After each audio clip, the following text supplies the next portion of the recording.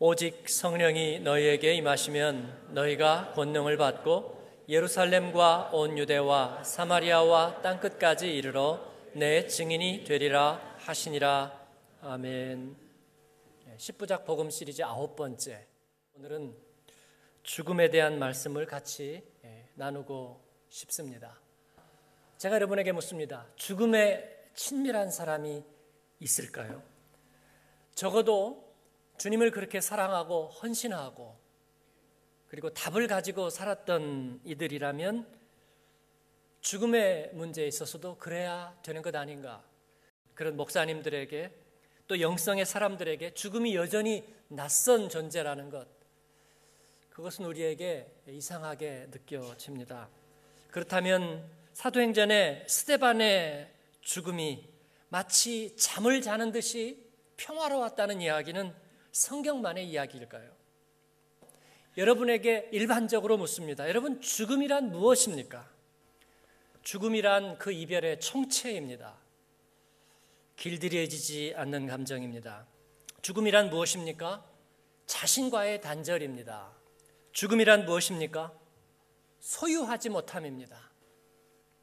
그래서 죽음은 우리에게 당혹이고 길들여지지 않는 두려움이고 고통입니다.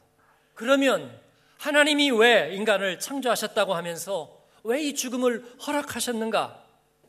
그냥 죽음 자체가 없어진다면 어떻게 될까? 모든 인간은 자기가 스스로 신이라는 생각에서 도저히 벗어나지 못할 것입니다. 내가 행하는 것은 결국은 선이라고 끝까지 정당화시킬 것이 분명합니다. 내가 불쾌하게 여기고 내가 침해를 받은 것은 분명히 어떤 경우에도 악이라고 끝까지 생각을 발전시킬 것이 분명합니다. 여러분, 지옥은 그런 것입니다. 영원히 그 자기의 중심성이 영원히 지속되는 것.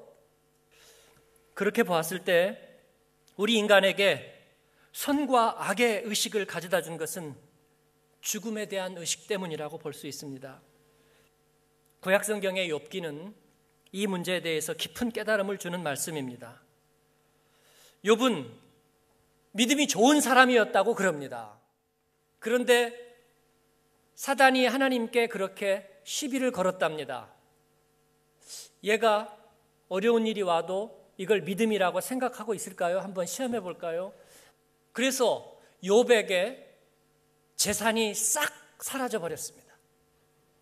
그리고 욥의 자녀들이 갑자기 다 몰살을 당했습니다. 병에 걸려 다 죽었어요. 그리고 욥 자신이 심각한 질병에 걸렸습니다. 그때 욥이 어떻게 합니까? 그는 하나님을 부인하지 않았습니다. 그러나 욥은 사실은 받아들이지 못했어요. 그는 다른 건 좋아요. 그러나 자기의 자녀들이 죽었다는 사실을 받아들이지 못했습니다. 그리고 그는 하나님이 자기를 쳤다고 생각합니다. 그래서 힘들었던 것입니다. 그런데 욥은 왜 그렇게 생각했을까요? 가족이라는 이 울타리 안에서 그들은 천국을 경험했기 때문일 것입니다. 하나님이 분명히 주신 그것은 선물이고 축복이었는데 문제는 그들은 그것을 영원히 소유하고 지킬 수 있다고 생각했었습니다. 그런데 어느 날 그들이 떠나버렸습니다. 그는 이것을 받아들일 수가 없는 것입니다. 우리의 자녀가 우리를 떠나지 않는다면 우리는 분명히 우리의 자녀를 영원한 소유로 생각할 것이 분명합니다. 그 자체가 하나님이 될 것이 분명합니다, 여러분. 생명의 주인이 누구인지에 대하여 그는 심각하게 성찰하지 못했습니다. 그들의 운명과 삶의 조건을 붙잡고 계신 것도 하나님이라는 것을 그는 인정하지 못했습니다. 그러나 그는 뼈아프게 인정하게 되는 것입니다. 이것을 그렇게 하신 것은 우리를 창조하신 하나님의 안전장치입니다. 우리는 한 번은 죽어야 합니다. 그리고 그 가운데에서 하나님이 우리를 창조하고 설계하신 그 목적에 이르러야 합니다. 죽음이 없이 우리는 그 하나님의 선하심에 이르지 못할 것입니다. 우리에게 그 두려움과 고통이 미리미리 우리를 엄습하지 않는다면 우리는 영적인 지각에 깨어나지 못할 것입니다. 그 두려움이 있기에 우리는 그 예기치 못함과 낯설음과 갑작스러움에 대비하려는 각성과 하나님의 선과 하나님 없는 악에 대해서 분명한 구별을 갖게 된 것입니다. 죽음은 바로 그 경계선입니다. 죽음이란 이제 우리가 그리스도 안에서 내 존재가 무엇을 위해 있는지, 무엇을 준비해야 하는지 분명한 깨달음을 주는 결승점입니다.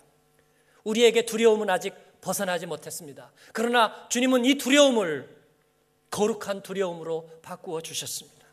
이 죽음은 제2의 축복으로 가는 관문이 되기 때문입니다. 이를 깨닫게 해주신 것이 우리 예수님의 모델적인 죽으심입니다. 그는 그의 죽으심 속에서 하나님만이 생명의 주인이심을 드러내 주셨습니다. 그의 죽으심은 하나님 없는 비은혜에 대한 결별임을 분명히 하셨습니다. 그의 죽으심은 하나님의 선하심에 대한 최종적인 선택임을 분명히 하셨습니다.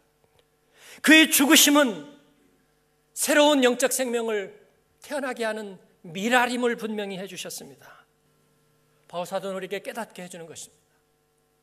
우리가 그의 죽으심과 합하여 세례를 받았다면 또한 우리가 그와 합하여 하나님에 대하여 살 것이니라. 그 결정적인 선물을 위해서 하나님은 우리에게 고통과 또 유한함을 주신 것, 하나님의 축복이 되는 줄 믿습니다. 우리가 그의 죽으심과 합하여 우리의 두려움을 거룩한 두려움으로 바꾸어 갈 때에 주님에게 나타난 일들이 우리에게도 나타날 것입니다. 오늘 읽은 말씀에서 예수님은 제자들에게 마지막으로 그 말씀을 남겼습니다. 이별의 두려움과 아픔 대신에 땅끝에서 만나자. 땅끝에서 만나자 말씀해 주셨습니다. 사랑하는 여러분, 저와 여러분의 우리의 인생의 경주와 그 인생의 걸음이 주님을 만나는 땅끝을 향하게 되기를 바랍니다. 최후 승리를 얻기까지 주님 땅끝에서 뵙겠습니다. 거기에서 만나겠습니다.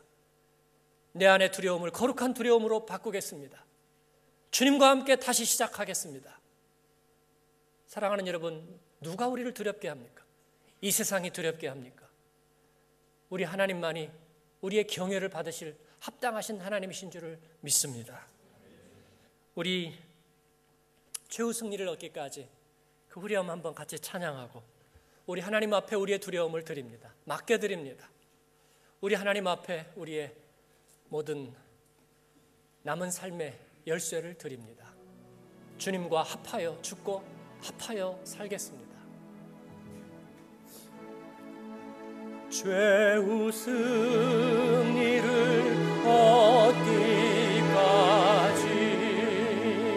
얻기까지 주의 십자가 사랑하리.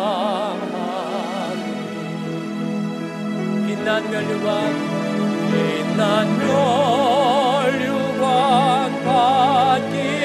받기까지 험한 십자가 붙들겠네.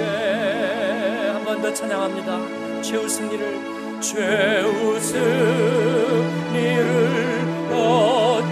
얻기까지 주의 십자가 사랑하리. 주의 십자가 사랑하리. 아멘.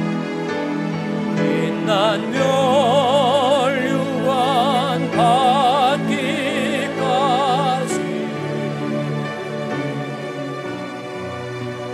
험한 십자가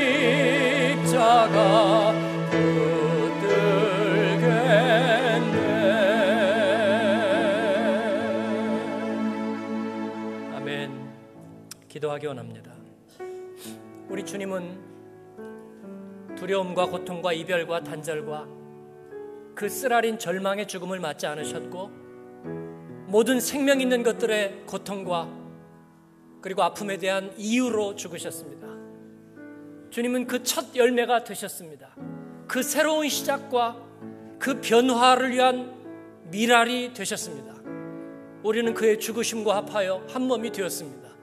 죄에 대하여 죽고, 속절없음에 대하여 죽고, 의미 없음에 대하여 죽고, 헛된 수고에 대하여 죽고, 그리고 두려워할 필요가 없는 두려움에 대하여 죽고, 하나님 거룩한 두려움으로 다시 살아서 하나님 재처럼 연소되어 살고, 하나님 사랑의 복음을 전하는 일을 위하여 살고, 하나님의 것을 하나님의 것으로 구별하면서 우리에게 허락하신 자녀와 모든 기업을 하나님의 것으로 선포하며 살아서 오늘도 떨어져가는 생명들에 대한 하나님 구원과 소망의 이유로 살게 하여 주시옵소서.